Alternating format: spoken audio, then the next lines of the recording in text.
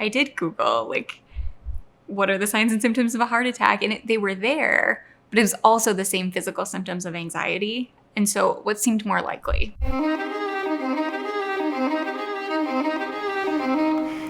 I'm Tara Heipel. I'm a senior marketing specialist at Sanford Health in Aberdeen, and this is my Blue Chair story.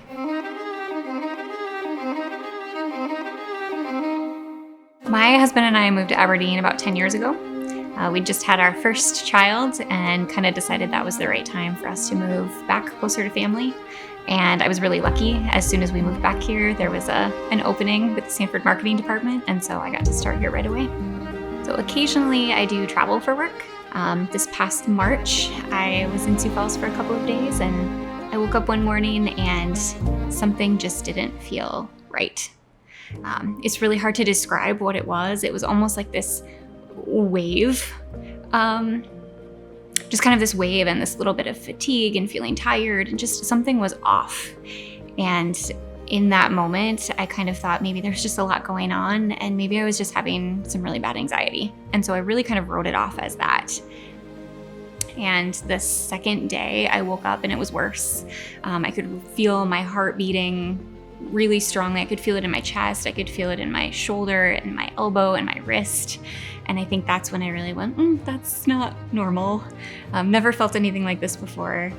And I remember thinking like, okay, this is more anxiety than I can handle. I made a choice that was not a smart choice to just try to get home. Driving home from Sioux Falls, I was feeling progressively worse. I was feeling more pain in my chest. I was definitely feeling like something was really wrong. There was definitely some panic happening of, should I pull over?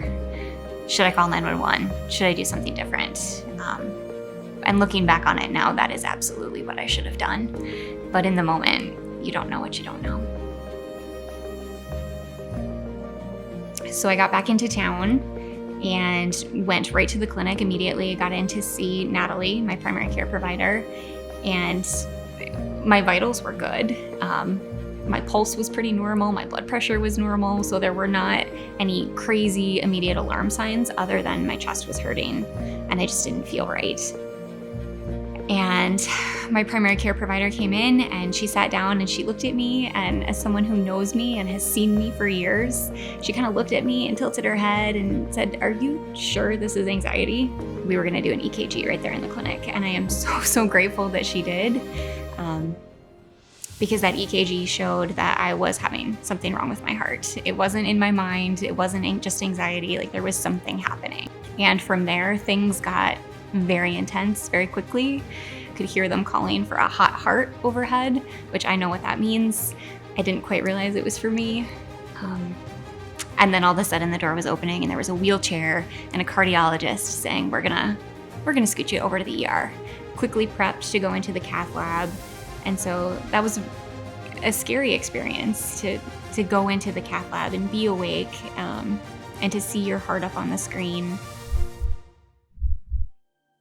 So once they found the clot, there was a lot of discussion about how to treat it. There was a point where they needed to start another IV. I recognized the CRNA. It was someone that I know not only through work, but also it's a small town, you know people. And seeing him come in and knowing that he was going to be the one to do it was just this moment of lightness in a really scary situation. And he kind of stopped for a minute and just held my hand for about 5 minutes and was like, "Hey, I'm gonna go check on Jordan, your husband, for you. I'm gonna make sure he's okay too." And I think that is such a small thing, like just one person out of so many that touched my care. But like that small moment meant so much.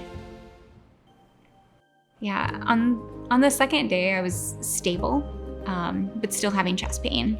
And so at that point, my whole care team had kind of come together and made a recommendation that it was time to go to Sioux Falls, to the heart hospital. The team had all kind of agreed, like, yes, this is a classic SCAD, which is a spontaneous coronary artery dissection, which is where like the interior wall of your artery can kind of pull apart, and then that caused a clot, which led to a heart attack. It's something that can reoccur. It can happen to another artery somewhere in your body besides around your heart. But knowing that I can receive really good care right here at home if something does happen, and that there's this care team that knows what to do, is really reassuring. It's just the most amazing part of being in Aberdeen and being part of the Sanford family in Aberdeen is the way that these people really care about you. I wish that I had trusted my gut in the beginning when I knew something wasn't right. I think someone described it to me afterwards as an impending feeling of doom comes along with that, and that is absolutely what it felt like. When you've got that, like, that's your body telling you that something is not right and you need help. Right? Did everything wrong as a patient, but my care team did everything right, and that's why I'm still here.